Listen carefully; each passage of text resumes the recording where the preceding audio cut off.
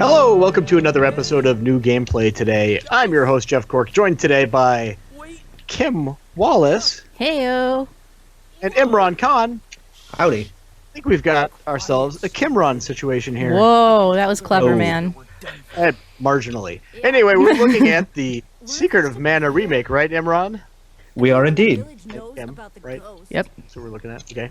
Fair enough. Imran, now this is not footage that you captured, but you recently were able to play a build of the game at an event. Is that correct?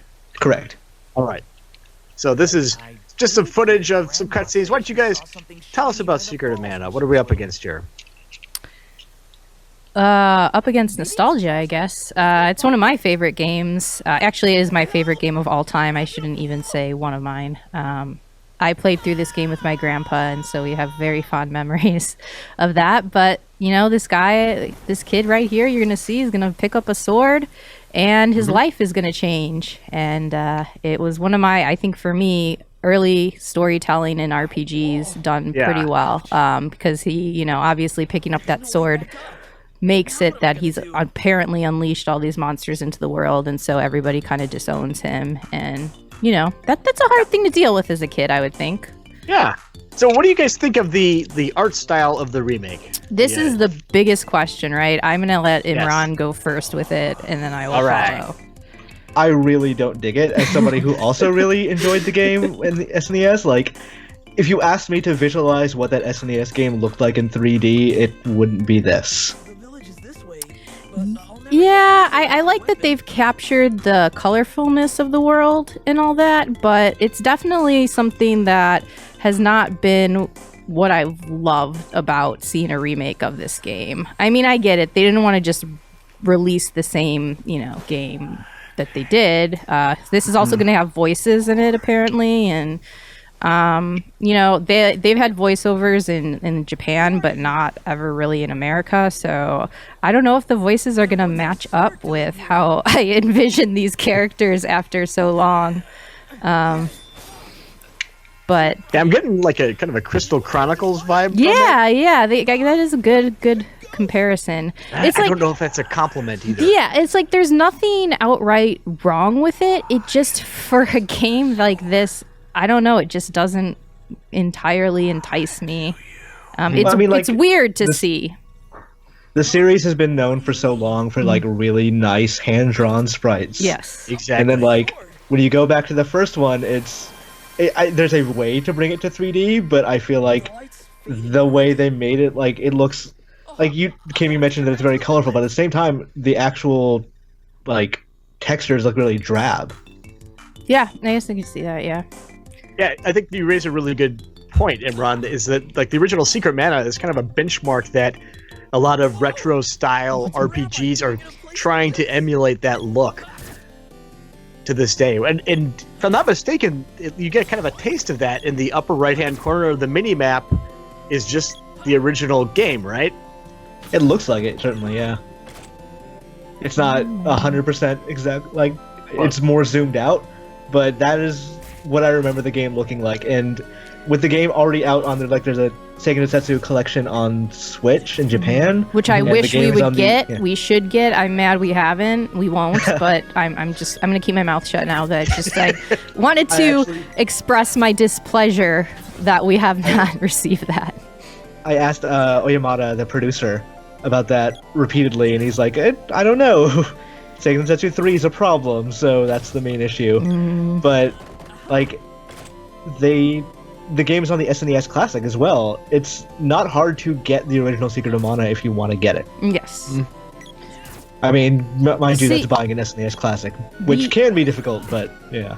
The only thing that looks good to me right now is I think the enemies look pretty much on par with what the Rabbite enemies. But yeah, I mean, Red of the Rabbite's just a circle with ears. I guess, yeah, but it's the characters that seem a little off to me. I guess maybe I just don't like their facial animations, or it's just weird going from the style that, like I said, we have been accustomed to at the game. But what makes me excited about this remake, and I actually, when I was at TGS, I was able to interview the team as well, and they said they had hinted that they were, gauging interest to revive the series in a way if this does well. So here's the problem with that.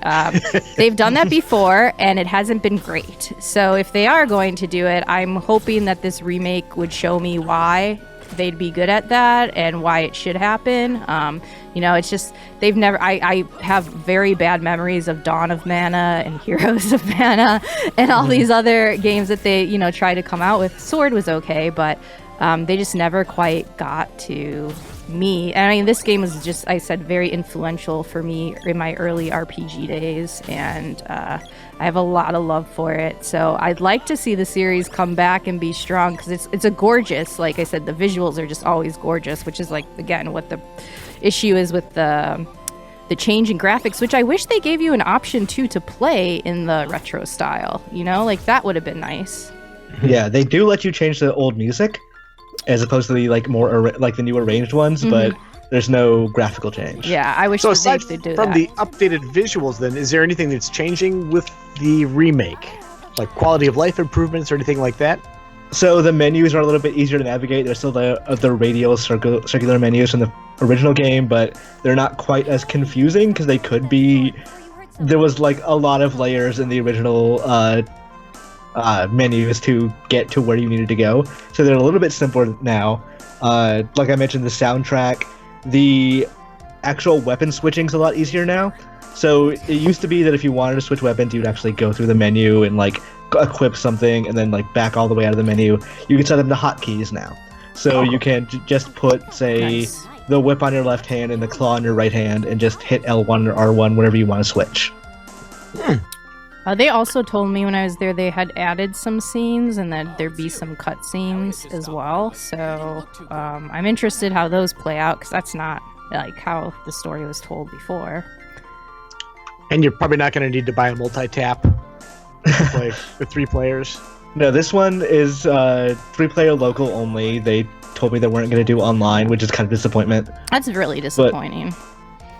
Because I theoretically could find people to play local Secret of Mana with me, but we all 3 of us could have played it together if we had the internet to play it over. Yeah, exactly. That'd be cool. Oh man, this is when they're mean. Ugh, I just don't know if I can handle watching this. They're gonna be so mean to him. Oh. I genuinely don't remember any of the story of Secret of Mana. This scene I wrote about in particular on the website when he gets banished, because as a little tot, it really affected me. Like, I felt like I was gonna cry. It felt so bad for him, and that's, I think, for me, I said, like, one of my first memories of storytelling in a game where I actually was like, oh my gosh, this is actually, this isn't just like me playing for fun. I'm affected by it. Did it have a positive effect on your life? Did you kind of fly straight after that, knowing that it would be possible for you to get kicked out of your village in real life? Look see how mean they are? Here he goes. Oh my god, he's gonna hurt him. Oh my god. Well, the music too does it too really well in this scene. Which you'll see in the, but you know what? Secret of Mana, Tommy, just don't pick up the sword. Don't even bother, because people are going to be mean to you. It was calling to him. It was, but just because something calls to you. Then again, it is a good journey of friendship and also avoid coming holes. to terms with stuff. That too. Look at this Elliot. Elliot is such a jerk. He is like one of the... He reminds me exactly like a Pokemon rival. Well, what is the bully in Earthbound? He's slipping my... He also I hate. It's Pig some. Yeah, it's Pig something. Yeah. It's on the tip of my tongue. Well, I was just say he's such an Elliot too. So those characters are, the boss design was always super cool in these games. One thing I'm gonna ask you, Imran, when I played a little bit of a preview build very early on, and I'm just worried about how this combat is gonna hold up. And not get, boring after a while, or grindy, or, more of the same. How did you feel it was when you're playing it? I mean, I think the weapon switching is going to help a lot, but for the most part, it is exactly what you remember. that you go around, you hit or press A on an enemy. It's not like that part has not been improved that much. There's no real combos or different skills or anything like that. Magic is a lot easier to use. Weapon switching is a lot easier to use. You can character switch better in this game. So it makes it a lot less repetitive to be able to just have that variety. Yeah, that sounds better, because when I played, I did not have like multiple weapons to really switch through to even swap through characters. So it's refreshing to kind of know that that stuff is at least improved in some way.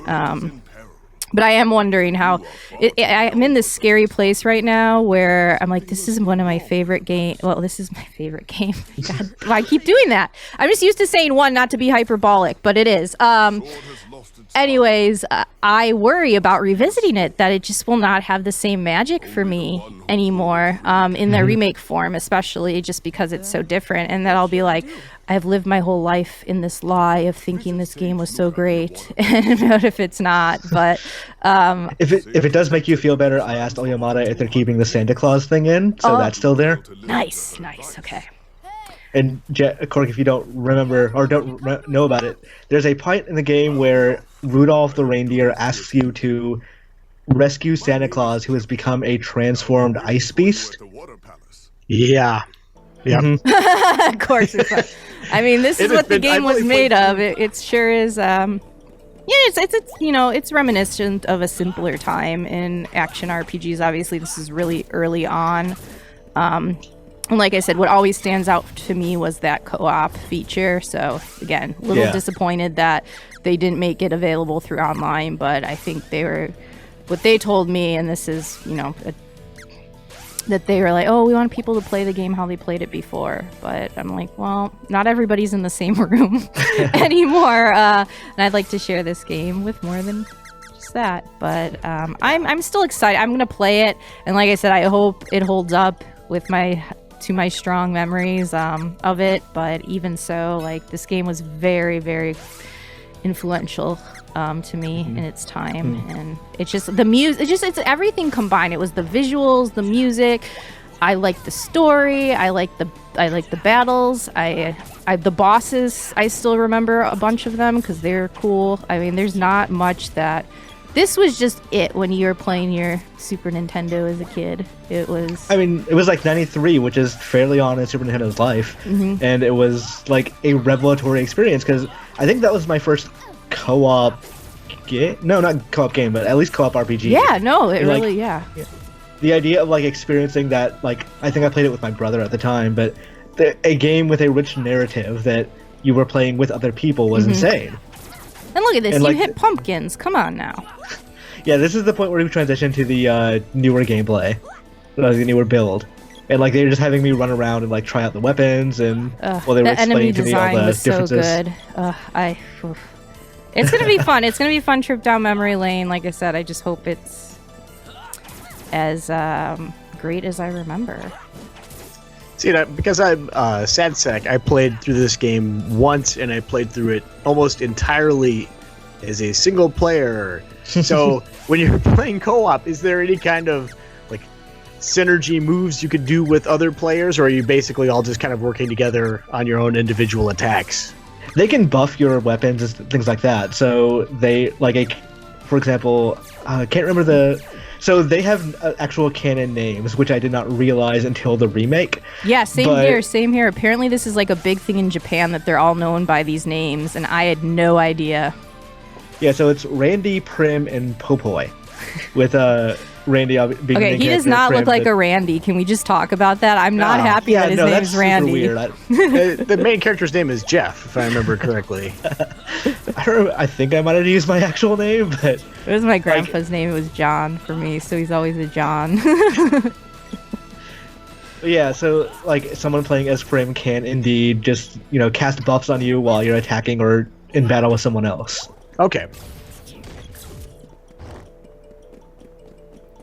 So are you just grinding here? What are you?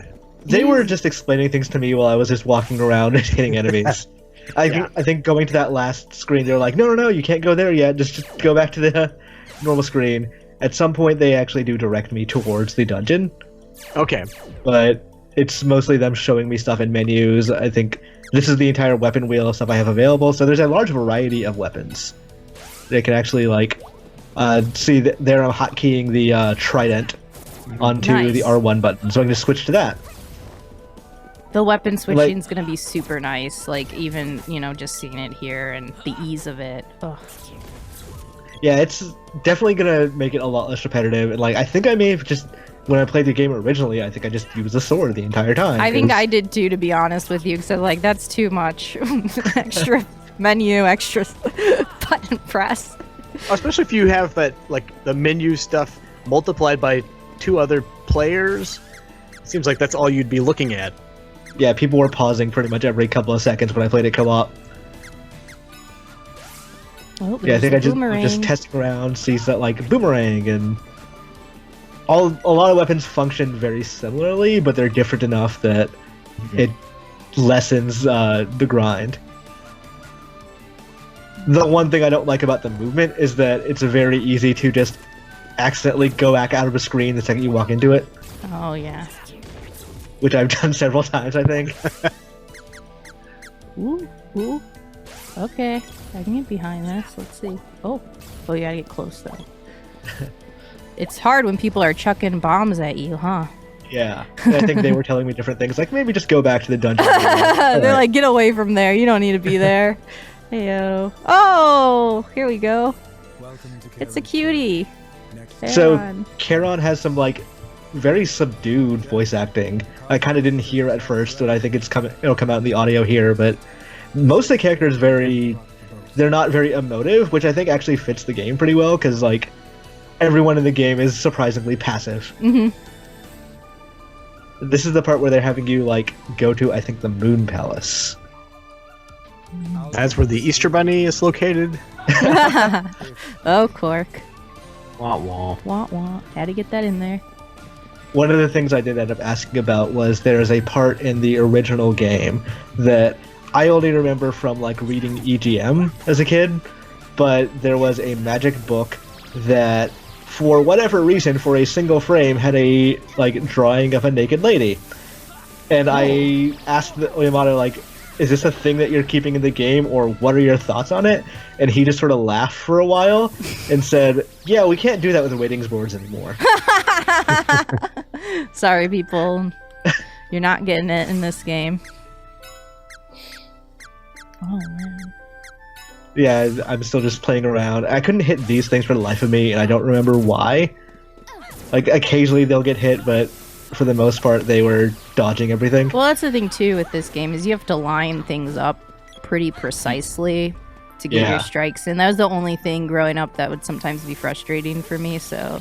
And it looks... From what I'm seeing on the footage, it's very similar to... Or the same here. Hey, why is it missing? You hit him. You think so? Yeah, that's what I was thinking. You lined it up right. I don't know why they didn't give you the hit. There we go again. Why didn't they give him the hit? Not close enough, maybe? I don't know. So the idea behind this dungeon is that in that space area, you need to find a crystal orb to activate the actual correct door. Otherwise, you'll just keep wandering through the same doors over and over. I did not realize this, so I would just keep wandering through the same doors over and over. Because I told them at the beginning, yeah, I played the original a long time ago. They, I guess, assumed that meant I was kind of an expert and didn't tell me. Oh, man. So eventually it clicked. I was able to find the crystal thing. I probably would have done the same thing, to be honest with you. Yeah, there's always that awkward moment of a game demo for a remake where there's a miscommunication where people who are doing the remake think that you just haven't stopped playing this game for the past 20 years because their heads are really into it right now. Yeah, I played this when it was a cartridge, and I bought it at a store, and then I set it aside. Yeah, and it's we're decades removed from this. Please refresh me a little bit. I'm not saying I don't know anything about it, but even here, watching stuff, I feel like I forgot some parts of this game, and I adore it, so... they were explaining to me here what I'm actually supposed to do with this crystal. That face, though... Oh, that is on Poppy, very energetic. Yeah, I don't like it. I like the little sass of Prim, though. The sass stance works for me. I mean, so like that level of personality is not something I ever perceived in the original game. Yeah. Like, I didn't know they had names. I didn't really know they had personalities beyond their like designs. Apparently, they do. So, like, I have to use party magic to cast analysis on this thing to figure out what I need to actually cast on it. Oh. So it tells you Lumina's magic works. But then they didn't tell me that I need to actually use Lumina's magic on it. So I start wandering around again.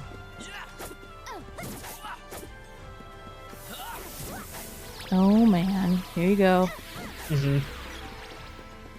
Like, the dungeon design is not bad, it's just that I'm completely confused about what to do.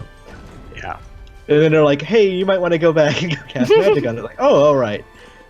Let's go back there and find it. I really feel for you, Imran. Mm-hmm. It's not that bad when you're not being recorded. When you are being recorded and then broadcasting it out as a new gameplay today, then it feels worse. Oh, it's the big stage. Oh, you'll always We all make know. the biggest mistakes when things are recorded, when things are live. Gosh, demos in particular sometimes. Because it's also hard because there's an expected knowledge that they want you with the controls and games to like pick up right away. And sometimes it's very easy, and other times it's like, well, I haven't been playing this for hours, so I'm just throwing in and trying to figure out what the next step is. Or when people don't hear the commentary that's going around when you're actually playing it, of like people telling you to do specific things, and it looks like you're just lost. But if you're a really great player like I am, the first thing you do is grenade yourself and then be like, all right, I guess that's the button for the grenade. So this is meeting the moon spirit Luna. It's who just joined you as weird one of your mini angles magic for some of this stuff too. Like even how they have it set up like this is a scene. I mean, this must have been what they were talking about. I still just like I can't see her face really. I don't know. I don't. Whatever. That's why they had the full body character profiles on top of the dialogue, I guess. And one of the things I ended up asking Oyamada about was straight up, what's up with Sega Densetsu 3? Like, is that going to be the next remake that we get? Oh. And they're obviously not committing to anything or really answering that, but when I kept bringing it up because that's my favorite Mana game, period. Thank you for keep bringing that up. I now have faith in you in everything you do, because I know you'll get the job done. Did they do any other hints when you kept bringing it up, or were they just like, all right, man, just you know? Oyamada did say that he wants to work on some original games as well and not just do remakes, but the next on his list of remakes he wants to do, Sega Densetsu 3 is like the top. Okay. All right. Well, that's good to hear. Like I said, I really think they are prepping for a Mana revival and wanting to do a new game and seeing how that works. Like I said, history doesn't show that going well, but you know, I'd like to see a turnaround. I'd like to see it come back. I just think they'd really have to. I think what they're having a problem was like this game was early action RPG, right? How do you get that feel of an action RPG in modern times, but still have it feel like in that same vein of like when it was there? Because I know Dawn of Mana really struggled with the camera and trying to get like the action angles done and making the action satisfying. So like I said, it'll be interesting to see what they would do if they made a new one. Honestly, I think like the best modern path for a Mana game might just be like a Diablo Yeah. I'm listening. Hey, all you have to say is Diablo and we got Jeff Cork on board. They'll be like, Kim, I know why this is the best series in the world. Exactly. Excellent. Well, guys, thanks for The candy talking won't about fit. Rana. Yeah, the phrase "candy won't fit" made me laugh way more than it probably should Sorry, have. Cork. I didn't mean that really upset me that the candy wouldn't fit. If you ever made me leave candy behind, I've been noticing, I I'd don't be think really the candy upset. has ever fit in this demo. Start off with full pockets or something, Imran. All right. But again, thank you, Kim and Imran, for sharing your expertise in playing the game. And our silent partner in this, Ben Hansen, who's off mic. But Thanks for watching, everybody. Oh my god. His Pokemon scream. All right. Well, thanks for watching, everybody. Bye.